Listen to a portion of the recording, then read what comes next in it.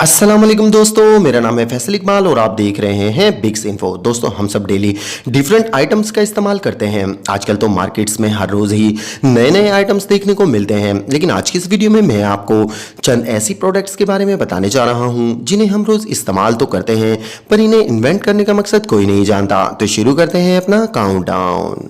Number 8, 7 up. दोस्तों, 7 up दुनिया की सबसे फेमस सॉफ्ट ड्रिंक्स में से एक है। आप में से भी ज़्यादातर लोग डेली बेसिस पर इसका इस्तेमाल करते होंगे, लेकिन आपको जानकर हैरानगी होगी कि 100 साल पहले 7 अप कंप्लीटली डिफरेंट थी। इवन इसे बनाने का असल मकसद ही कुछ और था। ये स्टोरी 1930 में शुरू हुई थी। चार्ल्स गैग, जो कि हाउडी कंपनी के मालिक थे, ये सॉफ्ट ड्रिंक्स बनाते थे। ये कंपनी असल में ऑरेंज फ्लेवर ड्रिंक्स बनाती थी, लेकिन इनकी कंपनी टोटल फेल थी। अपनी कंपनी को डूबता देख चार्ल्स ने अक्टूबर 1930 में लेमन और लाइन मिलाकर एक एक्सपेरिमेंट किया और इन्होंने सॉफ्ट ड्रिंक को बिब लेबल लेमन लाइन सोडा का नाम दिया। किसी ने भी एक ऑरेंज जूस बनाने वाली कंपनी से लेमन सोडा की उम्मीद नहीं की थी, पर यह ड्रिंक थोड़े ही अरसे में इतनी पॉपुलर हुई कि इसे डेली मेल के साथ इस्तेमाल करना शुरू हो गए। इस ड्रिंक का नाम बहुत ही लंबा था, तो कंपनी ने इसे 7 अप का नाम दे दिया। 7 अप जैसा टेस्ट आज तक कोई नहीं बना सका, इसलिए ये ड्रिंक बहुत ही ज़्यादा पॉपुलर है। बहरहाल जो भी हो, कभी कभार एक छोटा सा आइडिया भी आपकी ज़िंदगी बदल सकता है।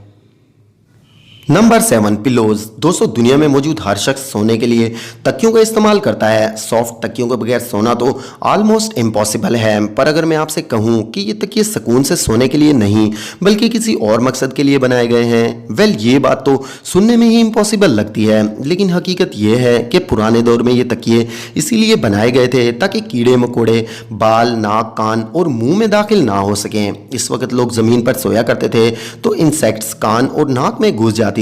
एक और हैरानगी की बात यह है कि वो लोग समझते थे कि सॉफ्ट तकिए बिल्कुल यूजलेस हैं। खास करके चाइना में हार्ड पिलोज बनाए जाते थे ताकि सर जमीन से ऊपर रहे। एंशिएंट चाइना में लकड़ी, पत्थर और सख्त मटेरियल से बनाए गए तकिए बेहतरीन समझे जाते थे। फिर इस वक्त के अमीर लोगों ने अपनी दौलत को शो ऑफ करने के लिए रेशम और रुई के तकिए यूज करना स्टार्ट कर दिए। इस दौर में नरम तकिए इस्तेमाल करने वाले को दौलतमंद समझा जाता था और खास करके सॉफ्ट पिलोज को अमीर लोगों की तरफ मंसूब किया जाता था। बहरहाल जो भी हो, रिच लोगों की ये आदत तो हमारे लिए काफ़ी बेनिफिशियल साबित हुई, वरना चाइना के अंकल ने तो मरवा ही दिया था।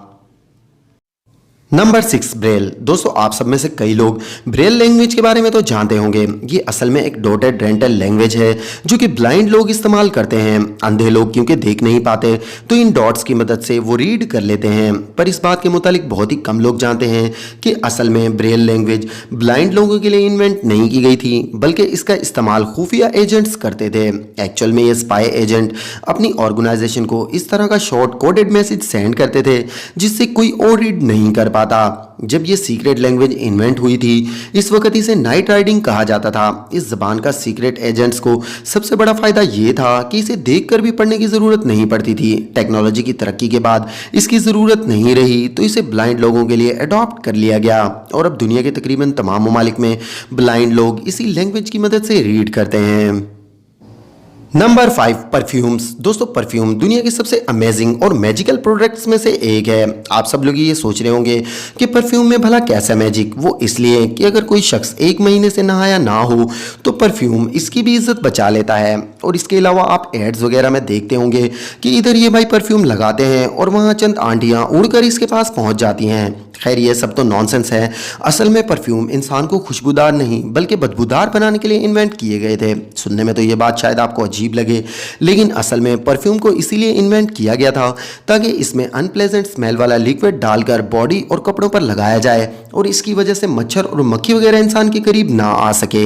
इवन पुराने दौर में तो इस बदबूदार परफ्यूम को लगाकर ये तस्वुर किया जाता था कि इससे जहर भी स्किन को डैमेज नहीं करेगा। ज़रा सोच कर देखें कि जो स्प्रे हम लोग मक्खी और मच्छर वगैरह को मारने के लिए इस्तेमाल करते हैं, पुराने दौर में लोग वो बॉडी और कपड़ों पर लगाते थे।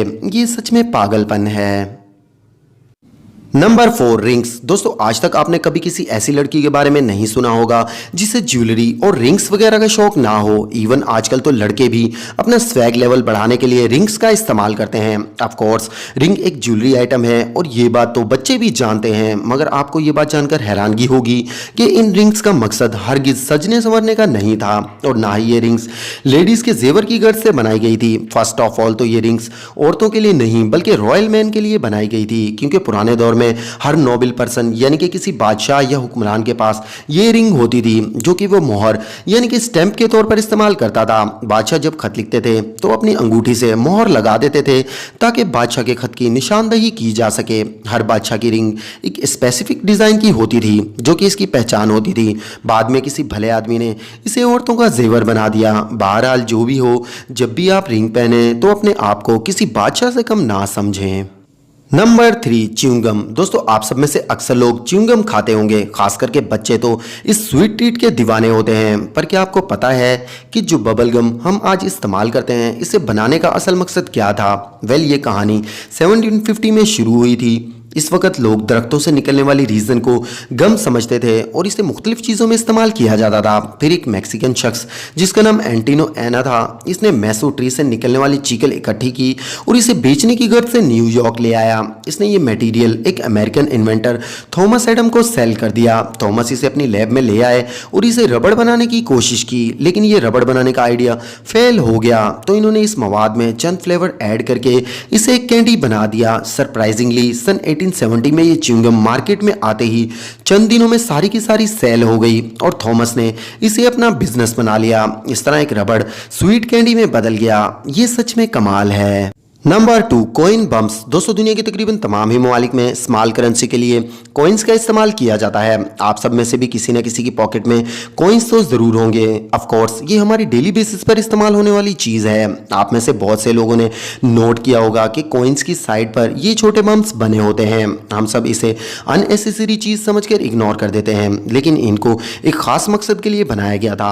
आप सब ये बात तो जानते होंगे कि पुराने दौर में सोने और चांदी के सिक्के इस्तेमाल किए जाते थे। शुरू में इन सिक्कों की एज बिल्कुल फ्लैट होती थी, तो लोग ऐसा करते थे कि सिक्के रगड़कर इनसे गोल्डन पाउडर आहिस्ता आहिस्ता उतारना शुरू कर देते थे और पाउडर से सोने की दूसरी चीज़ें बना लेते थे। इस फ्रॉड से बचने के लिए इन सिक्कों पर ये बम्प्स बनाए गए थे ताकि लोग इन सिक्कों से सोना चोरी ना कर सकें।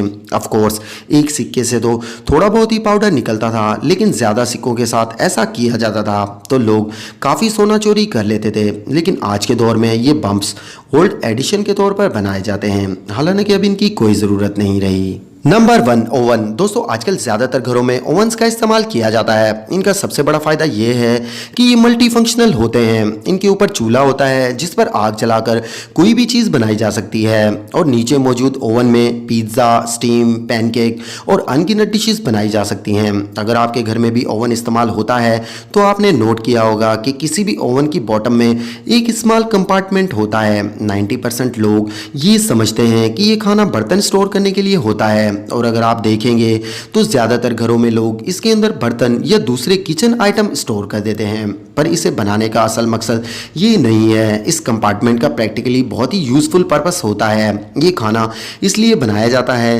ताकि अगर ओवन में कोई चीज़ कुक हो रही हो तो ऑलरेडी बनी हुई डिश को इसके अंदर रखकर गर्म रखा जा सके। अगर आप ओवन में कोई चीज़ कुक करें और इस कंपार्टमेंट को ओपन करें तो ये गर्म होगा। आप इसमें कोई भी खाना नॉर्मल हीट पर बिल्कुल फ्रेश और हॉट रख सकते हैं, और ख़ास करके इसमें बर्तन सेव करना तो हमाकत है। दोस्तों, इसी तरह की मज़ीद इन्फॉर्मेटिव वीडियोस देखने के लिए हमारे चैनल को सब्सक्राइब करें और बेल आइकन को ज़रूर प्रेस करें। आज के लिए इतना ही दोस्तों, नेक्स्ट वीडियो तक के लिए अल्लाह हाफिज़।